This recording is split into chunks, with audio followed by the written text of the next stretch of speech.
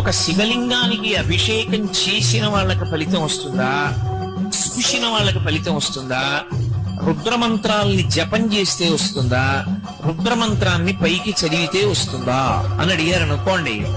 ఈ అనుమానం వస్తుందని యజుర్వేదంలో శ్రీరుద్ర ప్రారంభంలోనే దీనికి వివరణం చేశారు. ఆ అభిషేకం చేసేటప్పుడు ధ్యానం చేసినా ఉత్తమ ఫలితాలు, మౌనంగా చూసినా ఉత్తమ ఫలితం, మంత్రాన్ని స్వరంతో రమించి చదివినా ఉత్తమ ఫలితం, అథవా ఏమీ కూడా చెయ్యక్కర్లేదు, అసలు ఇదంతా కూడా పక్కన పెట్టేసి జపం చేసినా అంతే ఫలితం.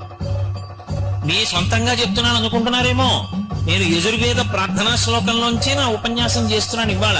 అందులో ఉందా, ఒక శివలింగానికి అభిషేకం చేసిన వాళ్ళకి ఫలితం వస్తుందా, చూసిన వాళ్ళకి ఫలితం వస్తుందా, రుద్రమంత్రాల్ని జపం చేస్తే వస్తుందా, రుద్రమంత్రాన్ని పైకి చదివితే వస్తుందా అని అడిగారు అనుకోండి.